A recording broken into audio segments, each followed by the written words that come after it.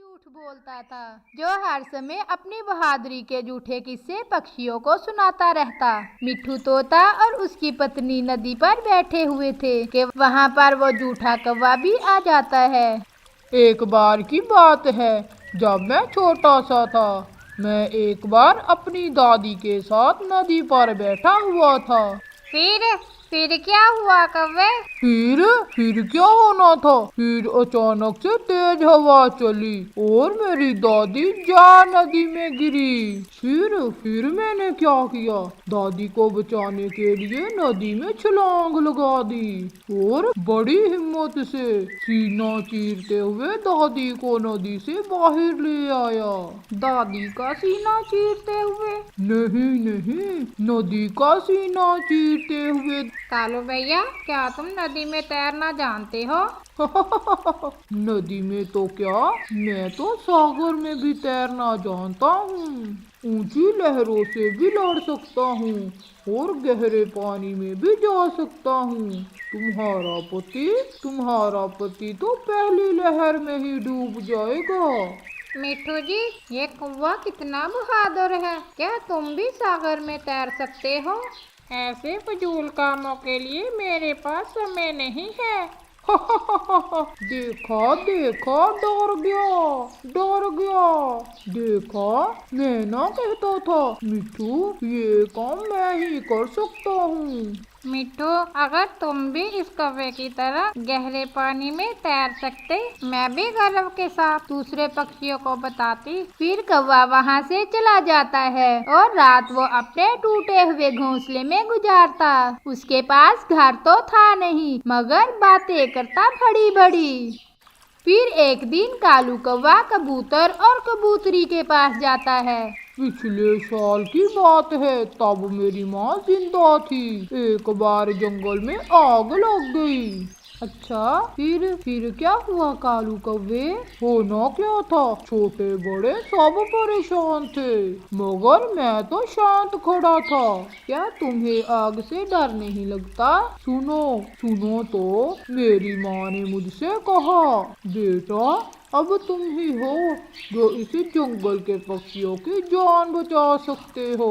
तो क्या बचाई आपने पक्षियों की जान? हाँ, मैं सागर पर गया और एक बड़ी सी बाल्टी में सागर से पानी लिया और आग बुझा दी। एक बाल्टी पानी से जंगल की आग कैसे बुझ सकती है कालू? मुझे मालूम था तुम ये सवाल जरूर करोगे। वो बाल्टी बहुत बड़ी थी, इतनी बड़ी कि इस जंगल से भी ज्यादा बड़ी। मैं सब कर सकता हूँ, मैं बहुत बहादुर हूँ। मैं आंखें बंद करके उड़ सकता हूँ, मैं उल्टा उड़ सकता हूँ, मैं तेज हवा और बारिश में भी उड़ सकता हूँ। ये सुनकर कबूतरी तो ज्यादा ही एक्साइटेड हो रही थी। कबूतर जी, क्या आप भी आंखें बंद करके उड़ सकते हो? अगर ऊपर वाले ने मुझे आंखें दी हैं, तो मुझे क्या जरूरत है आंखें बंद करके उड़ने की। देखा, मैं ना कहता था, ऐसा कोई नहीं कर सकता। मुझ जैसा कोई नहीं है, कोई भी मेरा मुकाबला नहीं कर सकता।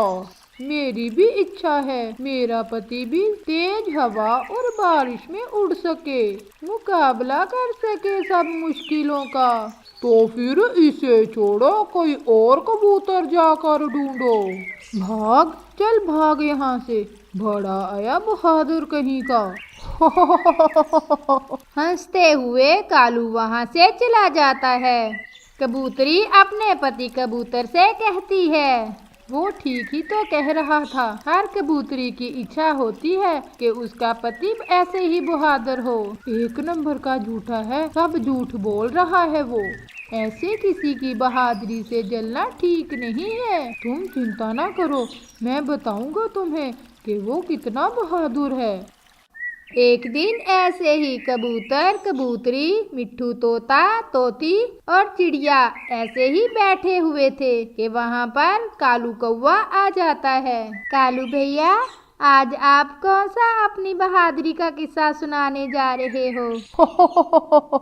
सुनाता हूँ। मैं जवान था जब एक बार हमारे जंगल में एक बड़ी चील आ गई। उसके लंबे लंबे नाखून थे और बड़ी सी मोटी चोंच। सब डरते थे उससे। क्या आपको डर नहीं लगता था उस चील से? बताता हूँ। वो चील जैसे ही जंगल में आती, सब डर के मारे अपने अपने घरों में छुप जाते। मैं अपने घर के बाहर बैठा हुआ था। मुझे उसे देखकर बहुत गुस्सा आया। मैं अपने घर में गया और एक बड़ा सा डंडा लाकर चील के सामने खड़ा हो गया। वो चील मुझे देखकर बहुत डर गई और रोने लग गई। फिर क्या हुआ?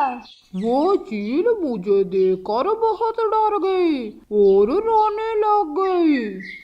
फिर क्या हुआ? वो चील डरते हुए भाग गई। वो तो डर के मारे मुझसे माफिया मांगने लगी। सब ऐसे बैठे हुए कालू कौवे की बातें सुन रहे थे कि कबूतर ऊंची आवाज से कहता है, भागो भागो, वो सामने बड़ी चील आ रही है। कबूतर ने इतना ही कहा था कि कालू कौवा डर के मारे उठ के भागता है। जल्दी में वो सामने वाले पेड़ से टकराकर गिर जाता है। उसे देखकर सब हंस रहे थे। बचाओ बचाओ, कोई मुझे चील से बचाओ। ये है इसकी असल बहादुरी का किस्सा। सबने देख लिया। कालू भैया, आप तो रोने लग गए। कुछ नहीं है, कोई चील नहीं आई। कबूतर आपसे मजाक कर रहा है। तुम झूठे हो, तुम एक नंबर के झूठे हो। आज हमें सब मालूम हो गया कि तुम कितने बहादुर हो। ऐसे कालू कौवे को सबके सामने शर्मिंदा